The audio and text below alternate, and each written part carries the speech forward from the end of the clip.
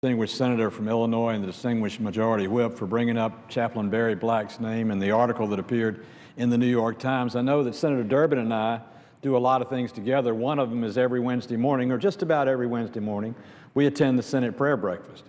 And replete through all of Barry's prayers at that breakfast is always one word, and that's humility. And I think the message in that article in the New York Times, the message in the prayers of the last 7 or 8 days in the Senate, and the message to all of us right now is we need to grasp a little humility and find common ground among consternation and move this country forward. And to that end, I want to make my suggestion for what it's worth, and I want to make mine as an inspiration with Senator Collins, the other senator from the state of Maine, who last week made her proposal.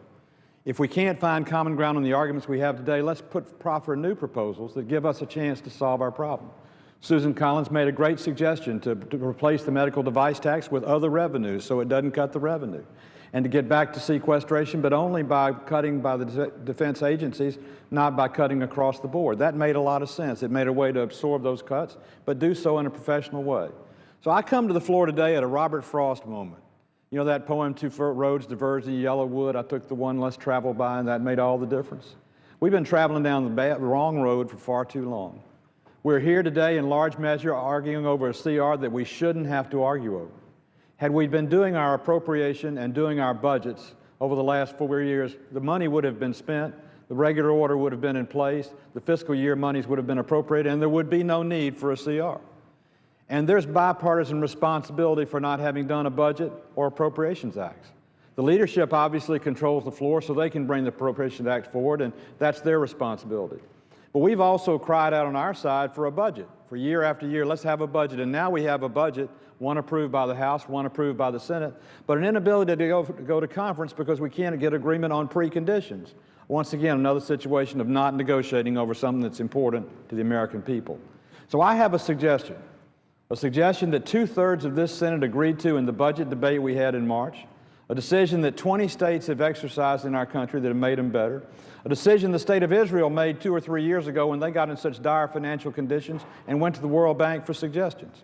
And that's, let's force our CR and add to it a simple resolution that changes our way of doing business to a biennial budget and appropriations act, where we force ourselves to appropriate over 2 years and not one, and make those appropriations in the odd-numbered years so that in even-numbered years we do only oversight.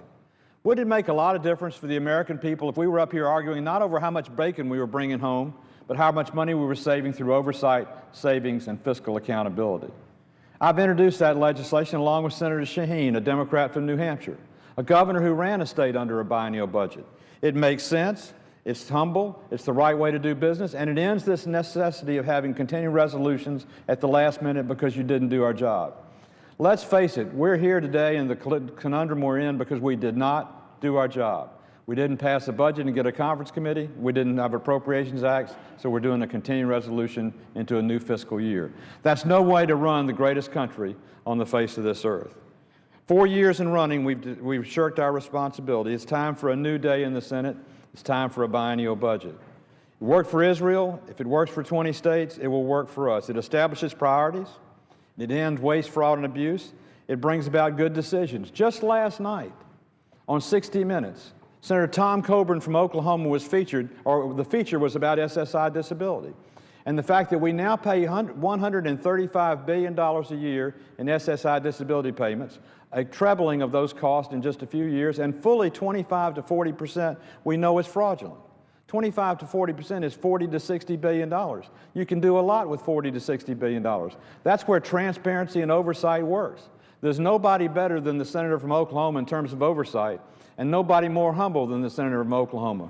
But when he knows he's right, he's going to work hard to do what's right, and that's what all of us should really be doing. Referring to the senator from Oklahoma, I'd go back also to the Workforce Investment Act, which Senator Murray and I are working very hard to bring to the floor.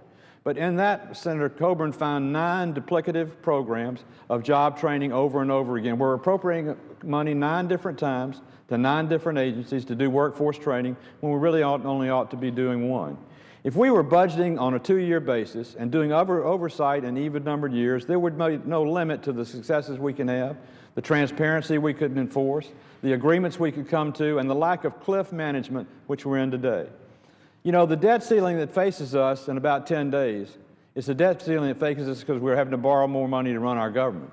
We're having to borrow more money to run our government because we're not doing fiscal accountability, we're not doing appropriating, and we're going to continue for that to grow and grow and grow and grow and grow. As a businessman and a saver, I know what the time value of money is. The time value of money means if you put away a little bit of money every year and save for your kids' education, for your health care, whatever it might be, when the time comes and you need it, you'll have it. But I also know what the time cost of money is when you're borrowing money to pay off borrowed money.